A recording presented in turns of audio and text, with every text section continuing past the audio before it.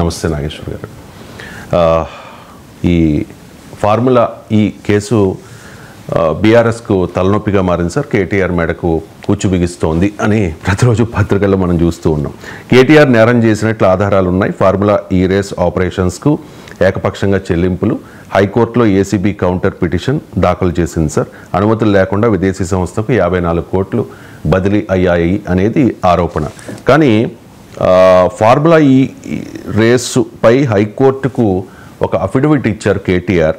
దానిలో విధానపరమైన అంశాలను చూసుకోవాల్సింది అధికారులే, మంత్రిగా అది నా బాధ్యత కాదు, అప్రతిష్ట పాలు చేయడానికే ఈ కేసు పెడుతూ ఉన్నారు, ఇది కక్షపూరితం అంటూ అఫిడవిట్ దాఖలు చేశారు.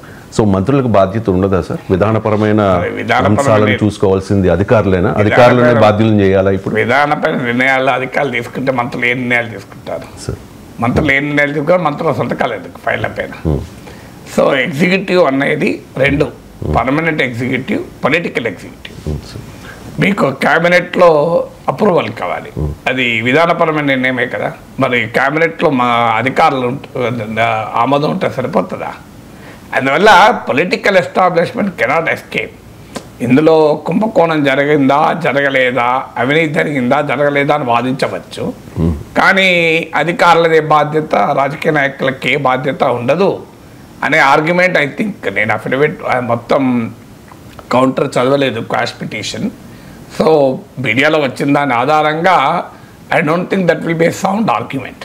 కోర్స్ మొత్తం ఐ రిజర్వ్ మై కామెంట్స్. అంటే నార్మల్గా నాకున్న అలవాటు ఏంటంటే ఒకటి, అది ఏదైనా పిటిషన్ మొత్తం చదువుతాను. సో క్వాష్ పిటిషన్ మొత్తం చదవలేదు కనుక అందులో ఏ బేసిస్ మీద ఆర్గ్యుమెంట్ పెట్టారో తెలియదు.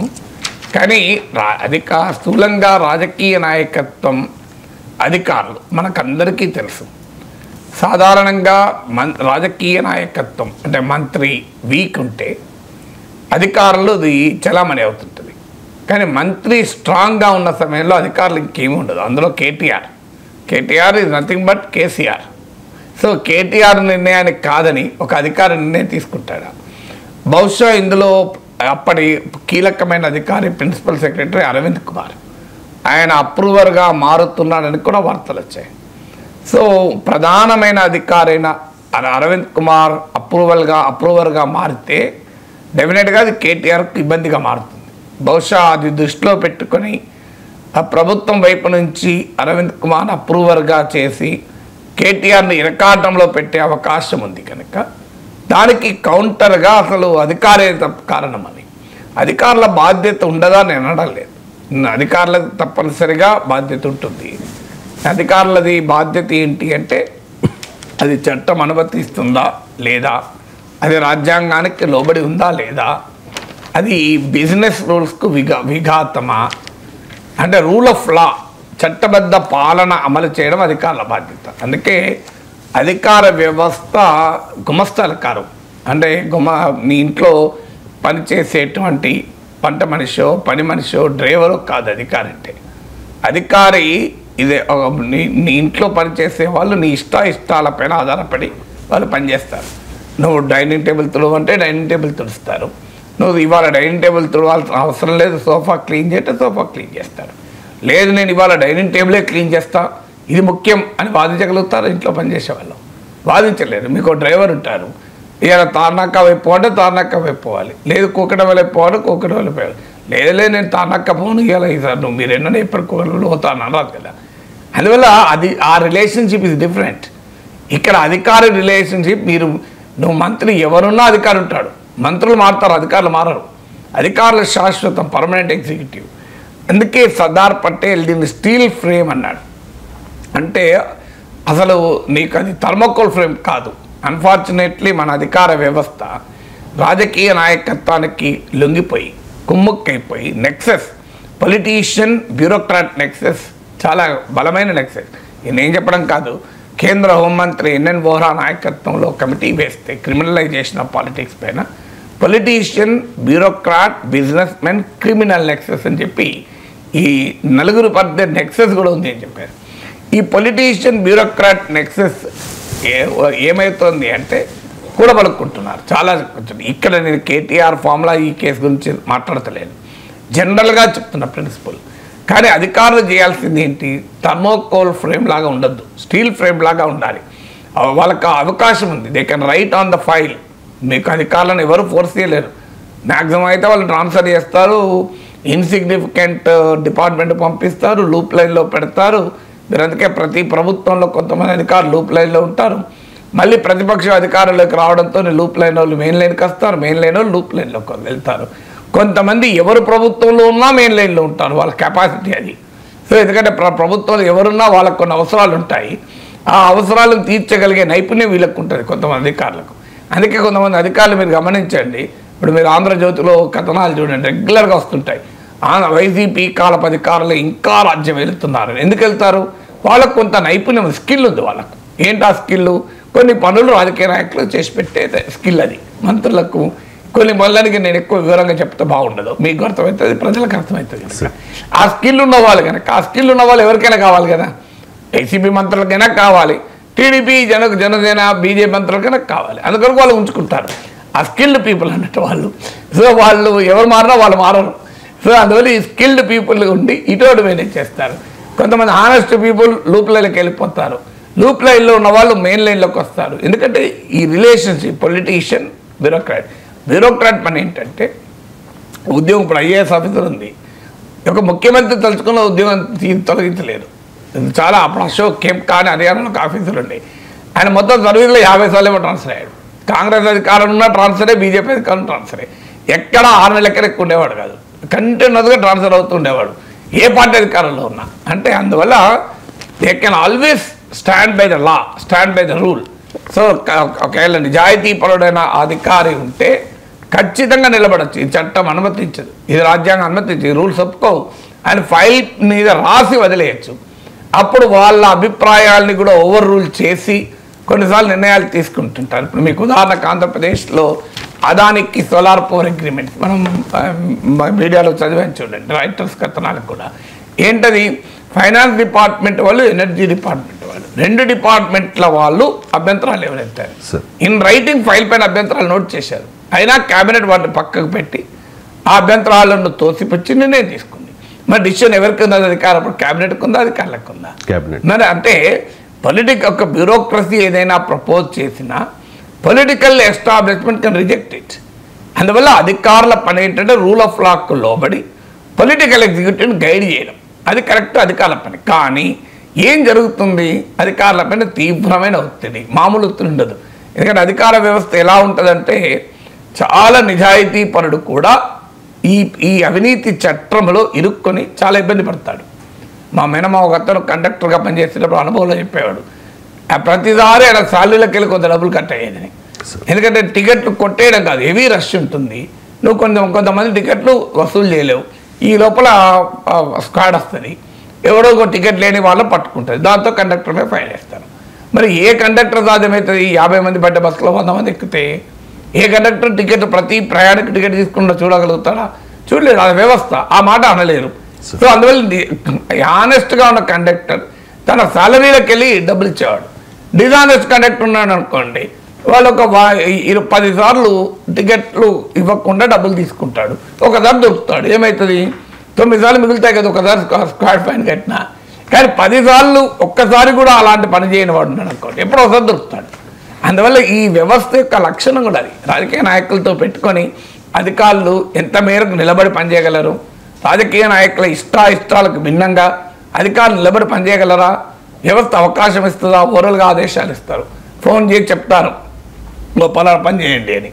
చేయకపోతే మంత్రి, అందులో ఒక పవర్ఫుల్ మంత్రికి ఎదురు చెప్పే అధికారం ఎవరికైనా అధికారికి ఉంటుందా? అందువల్ల ఇది రియాలిటీ కూడా కదా. కానీ అధికారి దొరికిపోతాడంటే అధికారి దొరికిపోతాడు, నిజమే. సో అల్టిమేట్గా సంతకం పెట్టేది అధికారి కదా, ఆర్డర్స్ వచ్చేది అధికారి పేరిటే కదా. మీకు ఆదేశాలు పొలిటికల్ లీడర్షిప్ ఓవరాల్గా ఇన్స్ట్రక్షన్లు ఇచ్చినా రిటర్న్గా జీవోలు ఇవ్వాల్సింది, ఆదేశాలు ఇవ్వాల్సింది అధికారులు. మరి అధికారులు నువ్వు ఎలా ఇచ్చావు అని అంటారు కదా, తప్పించుకోలేదు కదా. సో అందువల్ల పొలిటికల్ ఇన్ఫ్లుయెన్స్ను ఎదిరించి నిలబడడం అధికారులకు కత్తి మీద సాము. అందువల్ల రాజకీయ నాయకత్వానికి బాధ్యత లేదు అన్నది కరెక్ట్ కాదు. పొలిటీషియన్ బ్యూరోక్రాట్ రిలేషన్షిప్లో అనేక కోణాలు ఉన్నాయి. అందువల్ల political leadership should take responsibility, own responsibility. ఒకవేళ నిజంగానే అధికారి తప్పు చేస్తే ఆ రోజే పట్టుకోవాలి కదా. మరి మంత్రులుగా పదవులు ఇచ్చింది ఎందుకు? నాకు అధికారం లేదని అనరాదు కదా. బట్ స్టిల్ ఆయన పిటిషన్లు ఏమైనా తెలియదు. అధికారము అప్రూవర్ అవుతా అంటే మరి మంత్రి ఏం చేయాలి? మంత్రి మరి అధికార పైన నెట్టివేసే ప్రయత్నం చేయడమా? ఇవన్నీ ఫ్యాక్టర్స్ ఉన్నాయి. బట్ స్టిల్ అధికారి బాధ్యత అధికారికి ఉంటుంది, మంత్రి బాధ్యత మంత్రికి ఉంటుంది. ఇక నెక్స్ట్ నిరసన తెలపడంలో ఒక్కొక్కరిది రాజకీయ నాయకులది ఒక్కొక్కరిది ఒక్కొక్క స్టైల్ కదా sir. Tamil Nadu BJP chief Annamalai చాలా వినూత్నంగా డిఎంకే ప్రభుత్వ తీరు మీద తన నిరసన తెలియజేశారు. చొక్కా విప్పేసి పాదరక్షలు వదిలేసి కొరడాతో దెబ్బలు కొట్టుకున్నారు. కారణం ఏంటంటే ఒక ఇంజనీరింగ్ విద్యార్థినిపై అత్యాచార ఘటనను నిరసిస్తూ ఆయన ఈ కొరడాతో బాదుకున్నారు సార్. రాష్ట్రంలో డిఎంకే ప్రభుత్వాన్ని గద్దె దించే వరకు చెప్పులు వేసుకోనని కూడా శపథం చేశారు. సో అన్నామలై నిరసన తీరు కామెంట్.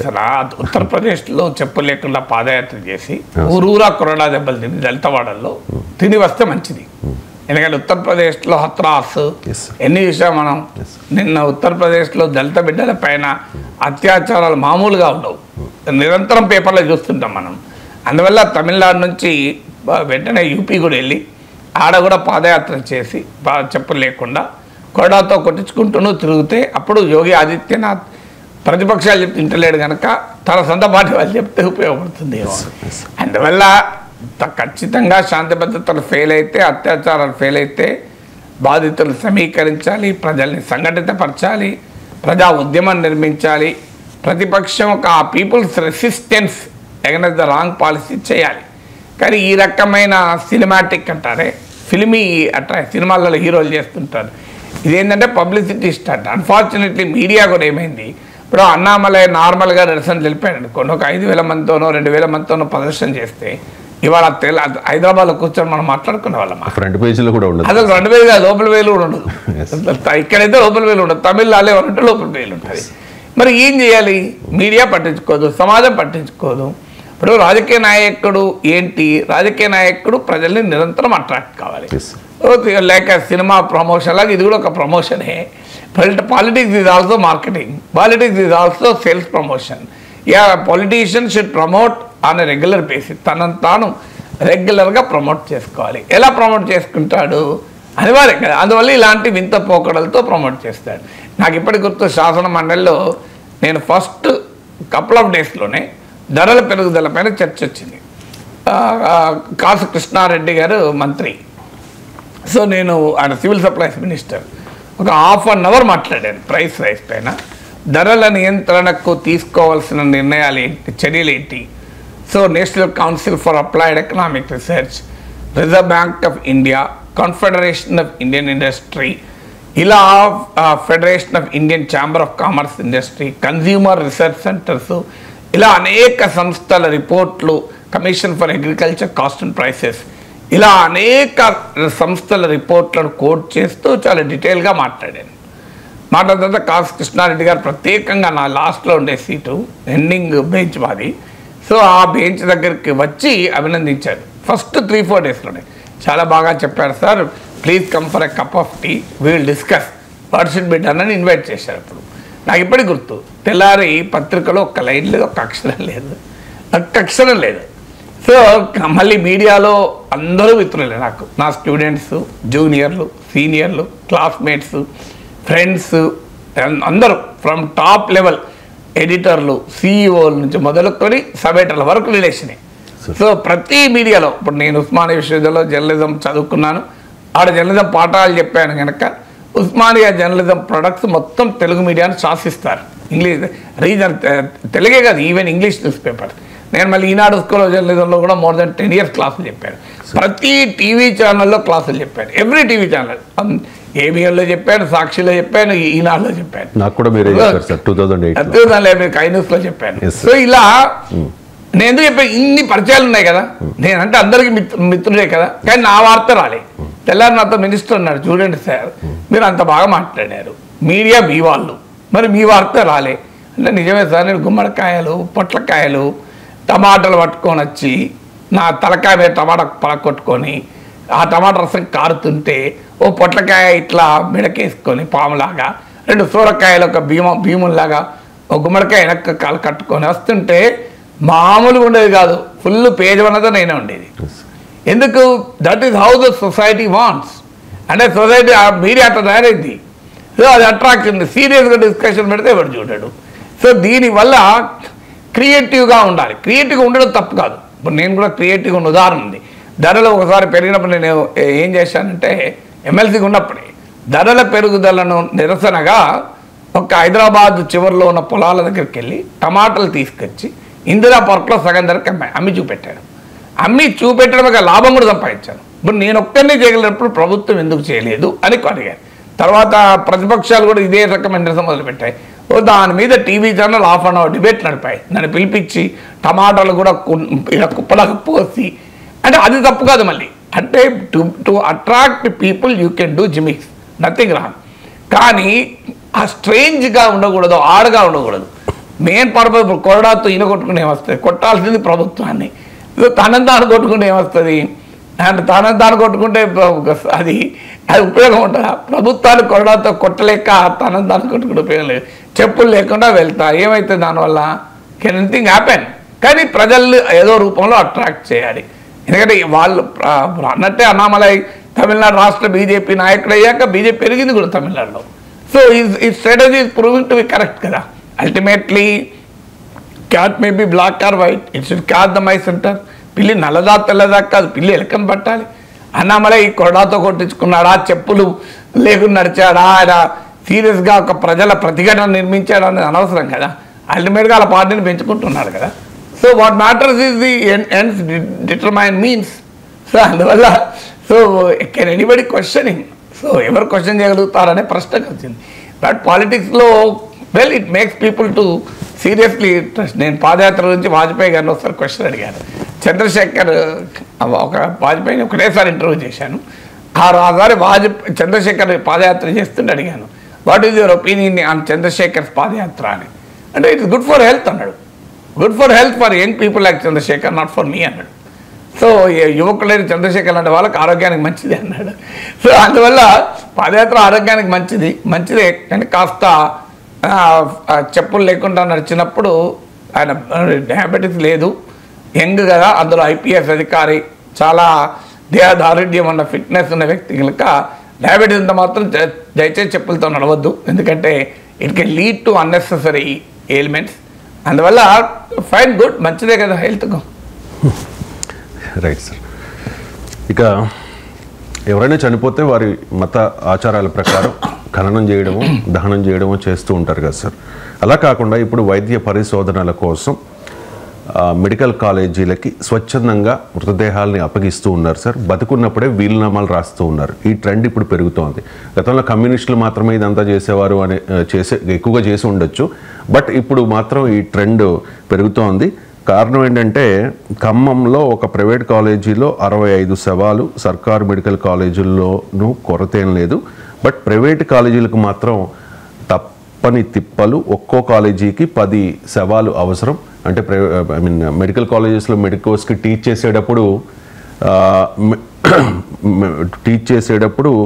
ప్రాక్టికల్గా వాటిని కోసి ఎక్స్ప్లెయిన్ చేస్తారు కదా సార్.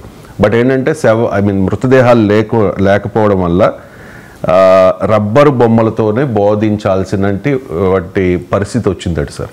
ఈ ట్రెండ్ పెరగడానికి ఏంటంటే మెడికల్ స్టూడెంట్స్కు చాలా వెరీ వెరీ కీలకమైనది బాడీ.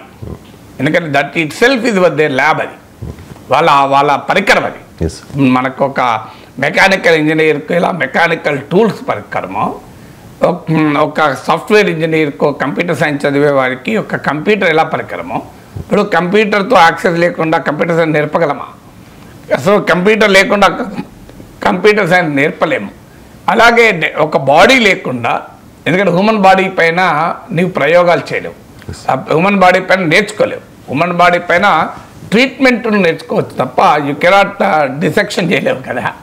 సో అందువల్ల బాడీయే కాదు, మీకు మెడికల్ స్టూడెంట్స్ ఉన్న ఫ్యామిలీస్ ఉంటే అందరికీ తెలుసు. వాళ్ళు ఈవెన్ వాళ్ళకి ఎగ్జామినేషన్ కూడా ఉంటుంది. లివర్ పట్టుకొని రావటం, వాళ్ళు ఇట్లా లివర్ పట్టుకొని రావాలి. ఫోరెన్సిక్ సైన్స్ చెప్పేట వాళ్ళైతే మేజర్ బోన్ అంటే మన బాడీలో ఉన్న ఒక పెద్ద బోన్నే వాళ్ళు స్టిక్ లాగా చూపెడతారు, ఇట్లా స్క్రీన్ పైన చూపెట్టడానికి ఆ బోన్ వాడుతుంటారు. సో ఈవెన్ మన పుర్రలు వాడుతుంటారు. సో ఎందుకంటే that's part of their education కదా. సో మీరు ముట్టుకోవాలి వాళ్ళు ఈవెన్ అవయాన్ని. లివర్ అంటే they should physically touch the liver, physically touch the kidney. So అలా నేర్పుతారు. మనకు చాలా వేరే వాళ్ళకి ఎబ్బెట్టుగా ఉంటుంది కానీ but that is part of medical education. మీకు మెడికల్ స్టూడెంట్గా చేరితే first experience very strange experience అదే. కానీ మీకు మన దేశంలో ఆచారాలు, విశ్వాసాలు, సాంప్రదాయాలు, నమ్మకాలు ఎక్కువ కనుక అంత సులభంగా బాడీని ఇస్తారా అని. సో మన తాత్విక చింతన కూడా చెప్తోంది ఆత్మ శాశ్వతము, దేహం శాశ్వతం కాదు. ఒక దుస్తులు మార్చుకున్నట్లుగానే ఆత్మ ఒక దేహం నుంచి మరో దేహంలోకి ప్రవేశిస్తుందని శ్రీకృష్ణ పరమాత్మ భగవద్గీతలో చెప్తాడు కదా. అయినా కూడా ప్రజల విశ్వాసాలు, నమ్మకాలు ఉంటాయి. సో అందువల్ల ఆచారాలు, విశ్వాసాలు, నమ్మకాలు లేని హేతువాదులు, నాస్తికులు, వామపక్షవాదులు వీళ్ళు మొదట్లో ఇచ్చేవాళ్ళు. కానీ ఇప్పుడు పెరిగింది. ఇప్పుడు సామాన్యులు అంటే హ్యూమన్ అవేర్నెస్. రక్తదానం ఇవ్వాలి అంటే మేము చిన్నప్పుడు స్కూల్లో చదువుకున్న రోజుల్లో బంధువులలో చర్చలు వచ్చాయి. ఎవరైనా ఆరోగ్యం బాగాలేకపోతే బ్లడ్ డొనేషన్, ఆయన బ్లడ్ డొనేట్ చేస్తాడట, ఎంత చెప్పినా ఇంటలేడు. సో నేను ఒప్పుకోను, మా వాడికి బ్లడ్ కావాలి. ఆయన మొదలే పిల్లలు ఉన్న వాళ్ళు ఉద్యోగం చేసేవాడు, బ్లడ్ ఇస్తే ఏమైనా వీక్ అవుతాడు అని. ఇప్పటికీ కూడా ఈ మూఢనమ్మకం పెట్టుకొని బ్లడ్ ఇవ్వడానికి వెనకాడే వాళ్ళు చాలామంది ఉన్నారు. ఈవెన్ టుడే అన్ఫార్చునేట్లీ ఇంత అవేర్నెస్ క్రియేట్ అయినాక. కానీ రక్తదానం ఇవ్వడం మనకు కూడా మంచిది ఆరోగ్యానికి. నేను నా లైఫ్లో కనీసం ఒక 10 సార్లు ఇవ్వచ్చు బ్లడ్ డొనేషన్. 6-7 సార్లు అయితే ఇచ్చాను ఖచ్చితంగా ఈ లైఫ్ మొత్తంలో. నేను ఎమ్మెల్సీగా ఉన్నప్పుడు రక్తదాన శిబిరాలు ప్రారంభించాలంటే నేను బ్లడ్ ఇచ్చి ప్రారంభించేవాడిని. రబ్బన్ కటింగ్లు ఇవన్నీ పెట్టుకోకుండా నేనే బ్లడ్ ఇచ్చి రక్తదాన శిబిరం ప్రారంభించేవాడిని.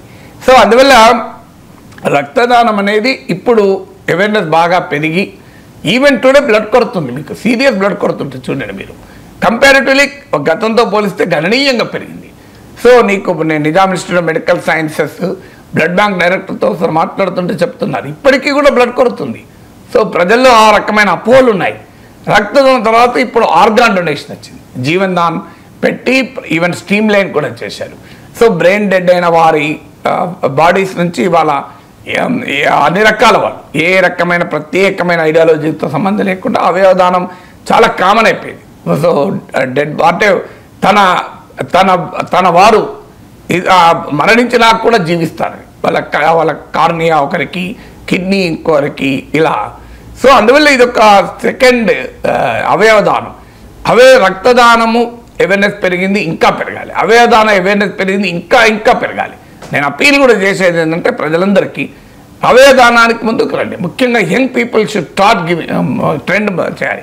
పెద్దవాళ్ళకంటే చాలా విశ్వాసాలు, నమ్మకాలు, భయాలు ఉంటాయి. థర్డ్ది దేహదానం. ఇది కూడా ఒక వండర్ఫుల్ థింగ్. నేను 4 రోజుల క్రితమే Nizam institute of medical science director doctor Beerappa గారికి, ఇది one very top specialist, wonderful doctor. So ఆయనకు ఒక మెసేజ్ పెట్టాను, సార్ ఇట్లా నేను నా బాడీ కూడా డొనేట్ చేయాలనుకుంటున్నాను, నిమ్స్కి అవకాశం ఉంటుందా అంటే ఆయన పెట్టిన మొదటి వర్డ్ ఏంటంటే సార్ గ్రేట్ థాట్ అన్నాడు. చాలా గొప్ప ఆలోచన అని. కానీ నిమ్స్లో మెడికల్ ఎంబీబీఎస్ కోర్స్ ఉండేది కనుక అక్కడ అవకాశం లేదు. ఇప్పుడు నేను have to consult Gandhi hospital or Osmania hospital. ఎందుకంటే మా వాడు కూడా వచ్చాడు అమెరికా నుంచి. సో అందువల్ల దగ్గర వాళ్ళ పిల్లల సంతకాలు కూడా ఉండాలి. సో ఇది ప్రజలు కన్విన్స్ అవుతున్నారు రోజు రోజుకు.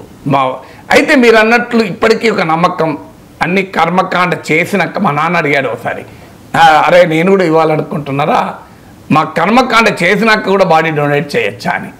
ఈలోగా నేను దాని గురించి ఇప్పుడు ఏమవుతుందంటే నా గురించి నేను చెప్పగలుగుతున్నా దేహదానం చేస్తా అని. కానీ మా నాన్న దేహదానం అంటే నేను మళ్ళీ భరించలేను. ఇంత ప్రోగ్రెసివ్గా ఆలోచించే నేను కూడా మా నాన్న బతికుండగా ఆయన దేహదానం అనే ప్రస్తావన తీసి కర్మకాండ చేసి కూడా బాడీ డొనేట్ చేయొచ్చా అని తెలుసుకోని మా నాన్న తెలుసుకోలేకపోయాను. ఎందుకంటే నేను భరించలేకపోయాను మా నాన్న దేహము దానము అనే పదాన్ని. అందువల్ల హ్యూమన్ ఎమోషన్స్ ఉంటాయి కదా. ఇప్పుడు నేను ఇంత ప్రోగ్రెసివ్గా దేహదానం అంటాను, కానీ నా భార్య ఆ పదమే వినలేదు, నా పిల్లలు ఆ పదం మాట్లాడితే వాళ్ళు భరించలేరు. సో అందువల్ల ఈ హ్యూమన్ ఎమోషన్స్ ఉంటాయి. వీటిని ఎవరమైనా చనిపోతాం, ఎన్నడో ఒకరోజు పుట్టిన ప్రతి ఒక్కడు చావక తప్పదు. ఇది మన తాత్విక చింతన, అందరికీ తెలిసింది. హిందూ ధర్మంలో ఇంకా ఇంకా ఎక్కువనే తెలుసు కానీ తక్కువ తెలియదు కదా. సో అందువల్ల అందరికీ తెలుసు పుట్టిన ప్రతి ఒక్కడు ఎన్నడో ఒక రోజు పోకపోదు, ఎవరు ఈ భూమిపైన శాశ్వతం కాదు. సో మనము కనీసము ఇప్పుడు నా కోరిక ఏంటంటే జీవితం అంతా విద్య కోసం, పరిశోధన కోసం, పిల్లల అధ్యయనం కోసం ఉపయోగపడ్డాము. Let us also after death be useful to the medical education, medical research. అంటే జీవితం అంతా విజ్ఞాన వ్యాప్తి కొరకు పనిచేసిన వారిగా జీవిత అనంతరం కూడా విజ్ఞాన వ్యాప్తికి, విజ్ఞాన పరిశోధనకు ఉపయోగపడాలని అనగానే, అంటే ఇది అందరూ అవయవదానము, రక్తదానము, ఈవెన్ దేహదానం. ఎందుకంటే ఆ వైద్య విద్యార్థులు నేర్చుకుంటేనే కదా మనం ఆరోగ్యంగా ఉండేది. ఆ బిడ్డలకు కనుక ప్రాక్టికల్ నాలెడ్జ్ లేదనుకోండి, సమాజంలో రేపు వాళ్ళు పెద్దవాళ్ళై డాక్టర్లై మళ్ళీ ఎవరు మన మీద ప్రయోగాలు చేస్తారు, అది ఇంకా ప్రమాదకరం కదా. అందువల్ల మెడికల్ అయితే దీనికి కొన్ని ఫ్యాక్టర్స్ ఉన్నాయి. ఇప్పుడు మీకు అమెరికాలో మా అన్నయ్య కొడుకులు డాక్టర్స్ ఉన్నారు. వాడు మా అన్నయ్య కొడుకు చెప్తున్నాడు, వాడు జాన్స్ హాప్కిన్స్ యూనివర్సిటీలో ఎండీ చేశాడు. సో వాడు చెప్తున్నాడు వాళ్ళ యూనివర్సిటీలో ఒక ప్రొసీజర్ ఏంటంటే, మిగతా యూనివర్సిటీలో ఎట్లుందో నాకు తెలియదు, ఆ యూనివర్సిటీలో ప్రొసీజర్ ఏంటంటే బాడీ డొనేట్ చేశాక that record will be kept. మన దగ్గర లేదు, నేను తెలుసుకున్నాను. ఆ రికార్డ్ కెప్ట్ అయ్యి దాని బాడీని పూర్తిగా యూటిలైజ్ చేశాక ఇక ఆ మిగతా రిమైన్స్ ఉంటాయి కదా, వీళ్ళు వాడేసి ఇంకా వివరంగా చెప్పలేను, కానీ ఆ తర్వాత వీళ్ళ పరిశోధన అవసరాలు తీరాక, వీళ్ళ చదువుకోవడం అవసరాలు తీరాక ఆ బాడీలోని మిగతా పార్ట్స్ ఉంటాయి, వాటన్నిటినీ ఒక ప్రత్యేకంగా భద్రపరిచి ఎవరైతే ఎవరి బాడీ అయితే డొనేట్ అయిందో మెడికల్ హాస్పిటల్కు వారి కుటుంబ సభ్యుల్ని, వారి బంధువుల్ని కాలేజీకి పిలిచి ఈ పిల్లలు, టీచర్లు, ఫ్యాకల్టీ అందరూ హాజరై వారికి ఒక పర్టికులర్ ఈవెంట్ జరిపి వారికి థ్యాంక్స్ చెప్తారు. పిల్లలు మీరు చేసిన త్యాగము, మీరు చేసిన సహకారంతో మేము చదువుకోగలిగాం, మేము నేర్చుకోగలిగాం, మీకు మేము కృతజ్ఞతలుగా ఉంటాము అని వాళ్ళకు కృతజ్ఞతాపూర్వకంగా వాళ్ళకి థ్యాంక్స్ చెప్పి వాళ్ళను సముచిత రీతిలో గౌరవించి ఆ బాడీ పార్ట్స్ కూడా వాళ్ళకి అప్పచెప్తారట. వెళ్తే వాళ్ళు మళ్ళీ తీసుకెళ్ళి దానం చేసుకోవచ్చు. సో ఇంత ప్రొఫెషనల్గా చేస్తారని. ఇది కనుక మన దేశంలో కూడా చేయగలిగితే చాలామంది నమ్మకాలు, విశ్వాసాలు ఉన్న వాళ్ళకు కూడా బాడీ ఇస్తారు. ఎందుకంటే ఏడాది తర్వాత ఎప్పుడో వాళ్ళ పరిశోధన అవసరాలు తీరాక విల్ గెట్ ది రిమైన్స్. ఇప్పుడు మళ్ళీ నమ్మకాలతో, విశ్వాసాల ప్రకారం చేసుకోవచ్చు అని. సో అలా కానీ మన దగ్గర ఆ రకమైన మెయింటెనెన్స్, ప్రాక్టికల్ రికార్డ్స్ కూడా ఉండాలి. సో అందువల్ల this is a very big challenge. ఎందుకంటే చాలా ప్రజల వ్యక్తిగతమైన నమ్మకాలు, విశ్వాసాలు. ఇప్పుడు చాలా వైద్య కళాశాలల్లో బాడీస్ దొరకక ఈ అన్ఐడెంటిఫైడ్ బాడీస్ ఉంటాయి కదా శంకర్, ఇది మున్సిపాలిటీ వాళ్ళు, సో వాళ్ళ మీద పరిశోధనలు చేయాల్సి వస్తుంది. సో ఒక దగ్గర చదివాను, మన దగ్గర కాదు వేరే చోట, ఒక మెడికల్ కాలేజ్ ప్రొఫెసర్ పాఠం చెప్పడానికి వెళ్తే బాడీ డొనేట్ అయిన బాడీ వస్తుంది అంటే చూసే వరకు అలా ఫాదర్ అతడు బాడీ. సో ఆయన ఫాదర్ బాడీని కూడా తన మెడికల్ కాలేజ్ డొనేట్ చేశాడు. యాక్సిడెంటల్గా తనకే తాను టీచ్ చేసేటప్పుడు వచ్చింది, అయినా కూడా ధైర్యంగా టీచ్ చేశారట. That should be the spirit of knowledge. అందువల్ల ఖచ్చితంగా మెడికల్ ఎడ్యుకేషన్ కొరకు, మెడికల్ రీసెర్చ్ కొరకు, సమాజ హితం కొరకు మన శరీరంలోని ప్రతి అణువు, మన మనస్సులోని ప్రతి అణువు, మన మేధస్సులోని ప్రతి అణువు ఉపయోగపడాలి. ఎందుకంటే సో ఒక తత్వవేత్త అంటాడు, జీవితపు అంపశయ్యపై నిద్రించి ఒక్క క్షణం నీ జీవితాన్ని సింహావలోకనం చేసుకుంటే ప్రతి క్షణము పరుల కోసమే బతికానన్న నమ్మకం కలిగితే ధన్యజీవి అంటారు. అలాంటిది కష్టము, ప్రతి క్షణము పరుల కొరకు బతకడం అనేది అయ్యే పని కాదు మనలాంటి వాళ్ళకు. కానీ ప్రతి క్షణము నా కొరకే బతికాను అనుకోకుండా కనీసం ఒక క్షణమో, 2 క్షణాలో, 4 క్షణాలో, 100 క్షణాలో సమాజం కొరకు కూడా బతికామన్న సాటిస్ఫాక్షన్ చాలా గొప్పది కనుక అందువల్ల జీవించి ఉండడంలో మరణానంతరం కూడా మన సమాజానికి ఉపయోగపడుతుంది ఒక ఆనందం. అందువల్ల రక్తదానం, అవయవదానం, దేహదానం వైద్య శాస్త్ర అభివృద్ధికి, వైద్య విద్యకు, వైద్య పరిశోధనకు ఉపయోగపడుతుంది కనుక సమాజం కూడా చైతన్యవంతం కావాలి. నమ్మకాలు, విశ్వాసాలను గౌరవిస్తూనే శాస్త్రీయ పురోగతికి ఉపయోగపడేలా మనం నిర్ణయాలు తీసుకోవాలి. కేంద్ర గణాంకాలు, పథకాల అమలు మంత్రిత్వ శాఖ ఒక సర్వే విడుదల చేసింది సార్, గృహ వినియోగ ఖర్చుల సర్వే. ఈ సర్వే ప్రకారం ఆహారేతర ఖర్చులే అధికం, తగ్గుతున్నాయి వినియోగ ఖర్చులు. పట్టణ, గ్రామీణ ప్రాంతాల్లో కూడా అదే ట్రెండ్ అని చెప్పి. సో వీళ్ళు ఇచ్చిన దాని ప్రకారం ప్రస్తుత ధరల ప్రకారం 2022-23 ఆర్థిక సంవత్సరంలో గ్రామీణ ప్రాంతాల్లో ఒక్కో ఇంటి నెలవారీ సగటు ఖర్చు 3,773 రూపాయలు. పట్టణ ప్రాంతాల్లో అయితే 6,459 రూపాయలు. అదే 2023-24 కాలానికి గ్రామాల్లో అయితే 4,122 రూపాయలు, పట్టణ ప్రాంతాల్లో అయితే 6,996 రూపాయలకు పెరిగినట్లు ఈ సర్వే చెప్తోంది సార్.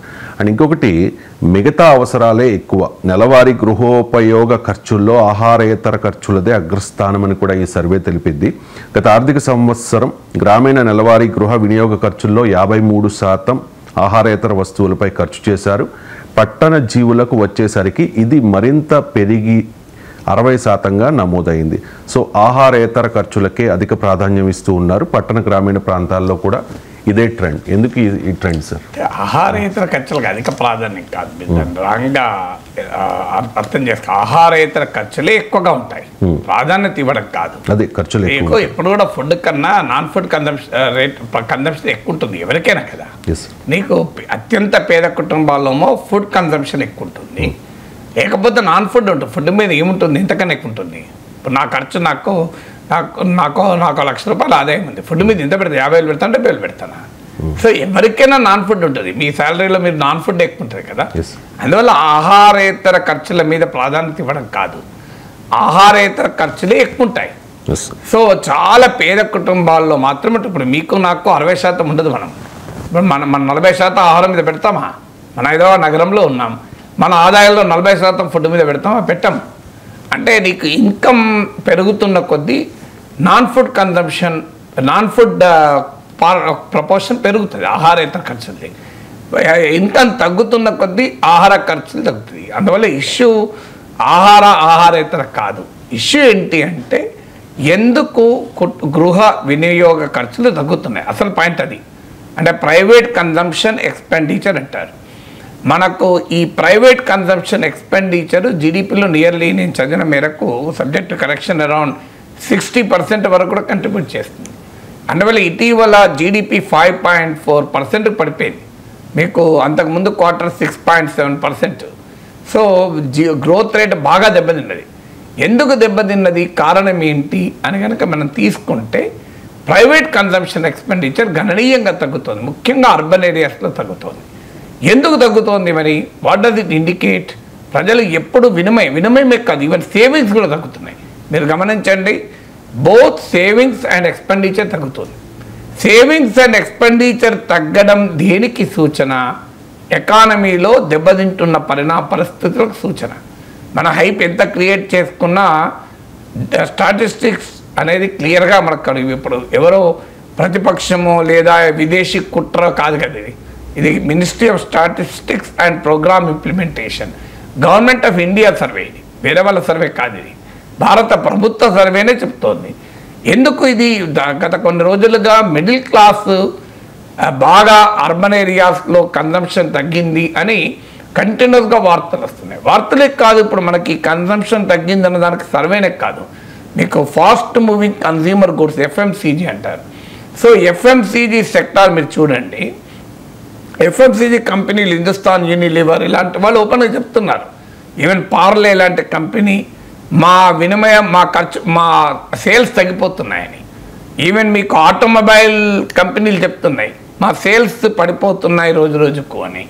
సో అంటే చాలా క్లియర్గా మీకు ఫాస్ట్ మూవింగ్ కన్జ్యూమర్ గుడ్స్ అంటే సోప్స్, కాస్మెటిక్స్, టాయిలెటరీస్ ఇలాంటివి రొటీన్గా మనం పెట్టేటువంటి ఖర్చులు, టీ, కాఫీ ఇలాంటివన్నీ కూడా ఫాస్ట్ మూవింగ్ కన్జ్యూమర్ గుడ్స్ కిందకి వస్తాయి. ఇందులో మీకు క్లియర్గా ఈ consumer goods, consumer oriented consumer appliances వీటి ఖర్చులు వీటి అమ్మకాలు పడిపోతున్నాయి. అందువల్ల మార్కెట్లో సర్వేనే కాదు, క్లియర్గా రియల్గా కూడా కనబడుతున్నటువంటి పరిస్థితి.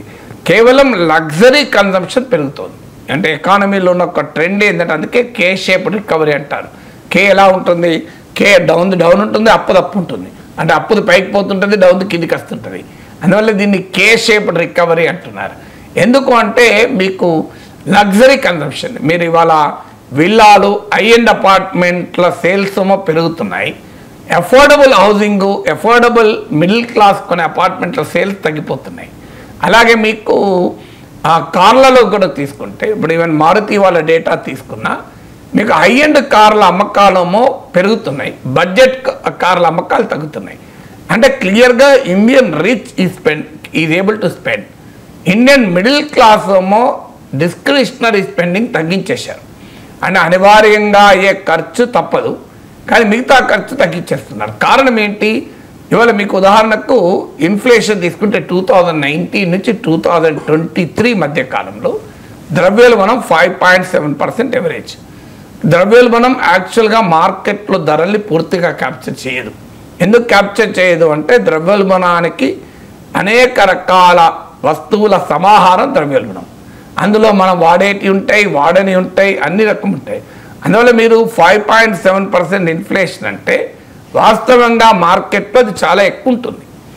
మరి ఇన్కమ్ పెరుగుతుందా అంత? ఇప్పుడు మీకు ఇటీవల federation of Indian chamber of commerce and industry ఫిస్కాప్ అనే ఒక సంస్థ ఒక రీసెర్చ్ చేసింది. అంటే ఇన్కమ్స్ ఎలా పెరుగుతున్నాయి, చాలా వేజెస్ అని. ఈ సర్వే ప్రకారము మీకు వివిధ సెక్టార్స్లో రిటైల్, ఎఫ్ఎంసీజీ, ఐటీ, లాజిస్టిక్స్ ఇలా వేరియస్ సెక్టార్స్లో వాళ్ళు స్టడీ చేస్తే రేంజ్ 0.8 to 5.4% మధ్యలో పెరిగింది. అంటే ఇయర్లీ గ్రోత్ ఎంత అంటే వేజెస్ 0.8% నుంచి 5.4% మధ్య మాత్రమే వేజెస్ పెరిగింది. అంటే వేతనాలు పెరగడం లేదు. వేతనాలు పెరగనప్పుడు మరి ఎడికల ఖర్చులు పెరుగుతాయి. నీకోమో ఈవెన్ హైయెస్ట్గా ఉన్నది ఎఫ్ఎంసీజీ సెక్టార్లో 5.4% పెరిగింది. ఇన్ఫ్లేషనే అఫీషియల్ ఇన్ఫ్లేషనే 5.7% ఉంది. అంటే పెరుగుతున్న ధరలకు అనుగుణంగా కూడా ఆదాయాలు పెరగడం లేదు. మరి పెరుగుతున్న ధరలకు అనుగుణంగా కూడా ఆదాయాలు పెరగనప్పుడు ఈవెన్ ఐటీ లాంటి రంగంలోనే average annual salary growth rate 4.2% ఉంది. అంటే ఐటీ లాంటి రంగం అందరికీ తెలుసు, ఐటీలో ఉన్నంతలో కొంత బెటర్ శాలరీస్ ఉంటాయి.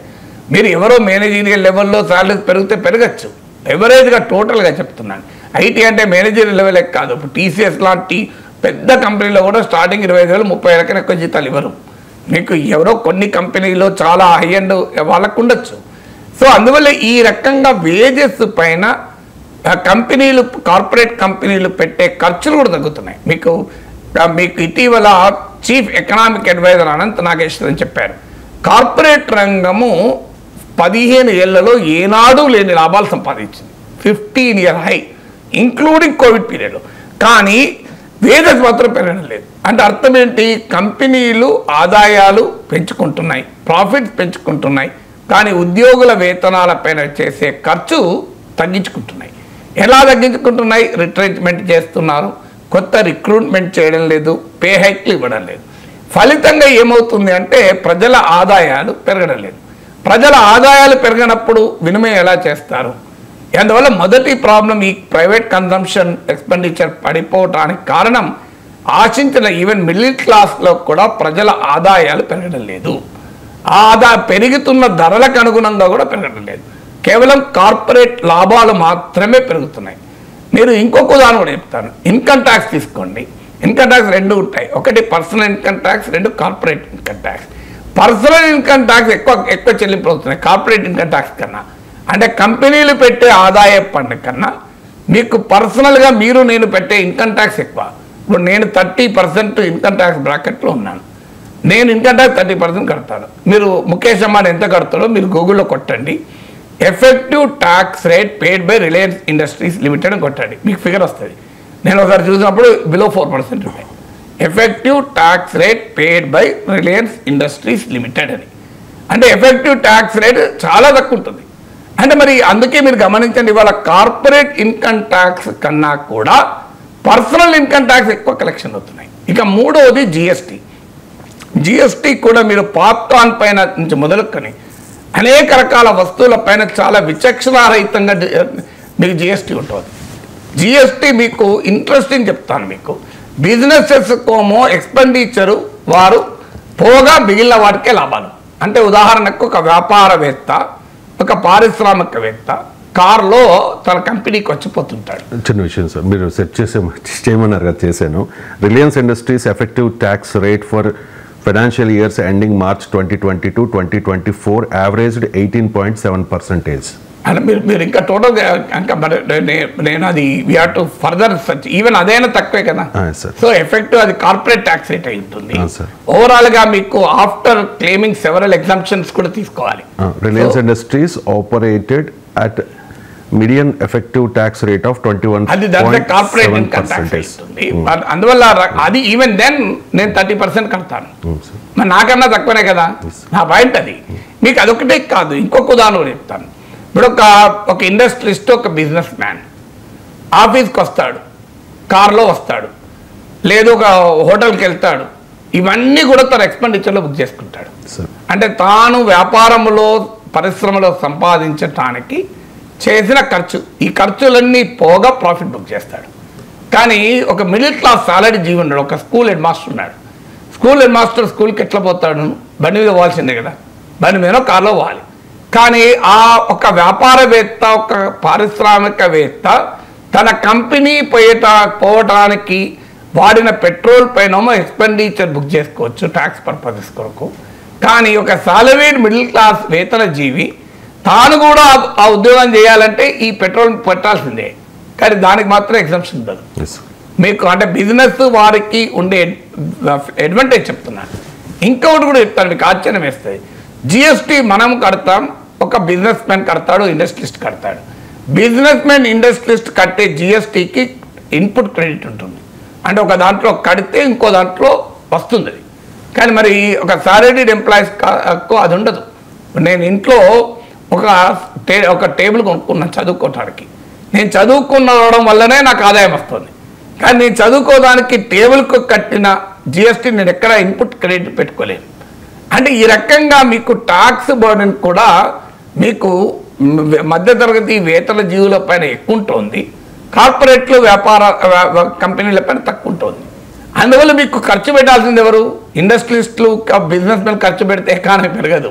ఎకానమీ పెరగాల్సింది సామాన్య ప్రజలు ఖర్చు పెడితే పెరుగుతుంది. నేను అనేకసార్లు చెప్పాను, సామాన్య ప్రజల ఇన్కమ్స్ పెరగకుండా ఎకానమీ గ్రోత్ ఉండే అవకాశమే లేదు. ఏమవుతుంది భారతదేశంలో అంటే ద రిచ్ ఈజ్ స్పెండింగ్, కానీ రిచ్ స్పెండింగ్కి లిమిటేషన్స్ ఉంటాయి. ఎందుకంటే mass of the people spend చేయాలి, మిడిల్ క్లాస్ స్పెండ్ చేయాలి. మిడిల్ క్లాస్ స్పెండ్ చేయడానికి వారి వేజెస్ పెరగడం లేదు, గతంలో లాగా ఎంప్లాయ్మెంట్ ఆపర్చునిటీస్ పెరగడం లేదు. మీకు ప్రధానంగా సర్వీస్ సెక్టార్లో కొంత పెరిగిన, ఆ గవర్నమెంట్ సెక్టార్లో కొంత పెరిగిన, అనార్గనైజ్డ్ అండ్ ఇన్ఫార్మల్ సెక్టార్లో చాలా తక్కువ ఉంటున్నాయి. అందులో మీకు ఇంకా ఇంపార్టెంట్ ఏంటంటే మీకు ఇందులో కూడా మీకు ఈ వేజ్ గ్రోత్లో కూడా టాక్సేషన్లో కూడా మీరు జాగ్రత్తగా గమనిస్తే ఇన్ఫార్మల్ సెక్టార్, అనార్గనైజ్ సెక్టార్లో చాలా ఛాలెంజెస్ ఉన్నాయి. అందువల్ల ఇవన్నీ కూడా మీకు ఆటోమేటిక్గా ప్రజలకు ఆదాయాలు లేనప్పుడు ప్రజలు ఎట్లా ఖర్చు చేస్తారు? నాకు మ్యానుఫ్యాక్చరింగ్ సెక్టర్ చాలా కీలకం ఇది. సో మా తయారీ రంగంలో గ్రోత్ రేట్ లేదు. అంటే భారతదేశం ఏంటంటే అగ్రికల్చర్ నుంచి సర్వీసెస్ ఉన్నది. అందుకే మీకు రైతులు వ్యవసాయ రంగంలో ఉంటే నెక్స్ట్ ఐటీ రంగంలో ఉంటారు. మ్యానుఫ్యాక్చరింగ్ మీన్స్ ఇప్పుడు మీకు చైనా, కొరియా, మీరు జపాన్, అమెరికా, జర్మనీ ఇవన్నీ కూడా చూడండి, they are very big manufacturing hubs. కానీ మనం అన్ఫార్చునేట్లీ అందుకే చైనా గ్లోబల్ ఫ్యాక్టరీ అయితే, సౌత్ కొరియా గ్లోబల్ ఫ్యాక్టరీ అయితే, ఇండియా గ్లోబల్ బ్యాక్ ఆఫీస్ అయింది. సో మీకు సౌత్ కొరియాలో మీకు కొరియన్ కంపెనీ చూడండి, ఇప్పటికీ కూడా ఎలక్ట్రానిక్స్ రంగంలో తైవాన్, చైనా, కొరియా మామూలు విజయాలు కాదు కదా. మన మ్యానుఫ్యాక్చరింగ్ రంగాన్ని కంప్లీట్గా ఇగ్నోర్ చేశాం. అందువల్ల ఇండియన్ ఎకానమీలో ఉన్న ఈ ధోరణి వల్ల కన్జంప్షన్ దెబ్బతింటుంది. అందువల్ల గ్రోత్ ఉండాలి అంటే కన్జంప్షన్ ఉండాలి, కన్జంప్షన్ ఉండాలంటే ప్రజలకు ఇన్కమ్స్ ఉండాలి, ప్రజలకు ఇన్కమ్స్ ఉండాలి అంటే ప్రజలపైన పన్నుల భారం తక్కువ ఉండాలి. అన్ఫార్చునేట్లీ కార్పొరేట్ కంపెనీలకేమో పన్నులు రాయితీలు ఇస్తుంది ప్రభుత్వం. సెప్టెంబర్ 2019లో కార్పొరేట్ ట్యాక్స్ 10% తగ్గిస్తే 1,44,000 కోట్ల ఆ రోజు చెప్పింది. మీకు పెద్ద ఎత్తున లక్షల కోట్ల రూపాయలు రాయితీ ఇచ్చారు. ఏం జరిగింది? వాళ్ళు ఇన్వెస్ట్ చేయలేదు, వేజెస్ పెంచలేదు, క్యాపిటల్ ఎక్స్పెండిచర్ చేయలేదు, ఎంప్లాయ్మెంట్ క్రియేట్ చేయలేదు, వాళ్ళ బ్యాలెన్స్ షీట్లు ఇంప్రూవ్ చేసుకున్నారు. ఇది నేను చెప్పేది కాదు, చీఫ్ ఎకనామిక్ అడ్వైజర్ చెప్పారు, ఫైనాన్స్ మినిస్టర్ చెప్పారు. సో అందువల్ల అన్లెస్ ఎకనామిక్ స్ట్రాటజీ మీకు అన్ఫార్చునేట్లీ మన తెలుగు మీడియాలో ఆ స్థాయిలో ఈ మధ్య తరగతి ఆదాయాలు పడిపోతున్నాయి, ఖర్చులు పెట్టలేకపోతున్నారు. ఇప్పుడు cost of education, cost of health, cost of accommodation మీకు మహానగరాల్లో గణనీయంగా పెరిగింది. కానీ మనం చేయగలుగుతున్నామా? ఇప్పుడు కేంద్ర ప్రభుత్వం రెంటల్ హోమ్స్ స్కీమ్ పెట్టింది, ఎక్కడ అమలైంది? సో మీకు స్కూల్ ఫీజుల్లో రెగ్యులేట్ చేస్తామని ప్రభుత్వం అంటే ఇవాళ పత్రికలు ఎక్కడ రెగ్యులేట్ అయింది? కార్పొరేట్ హాస్పిటల్లో ఫీజులు ఎక్కడ రెగ్యులేట్ అయింది?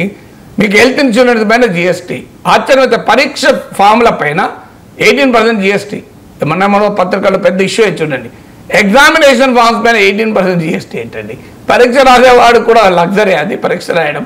సో అందువల్ల ట్యాక్స్ బర్డన్ ఏమో ఎక్కువ మిడిల్ క్లాస్ పైన, వారికి ఏమో రాయితీలు తక్కువ. ఫలితంగా ఏం జరుగుతుంది?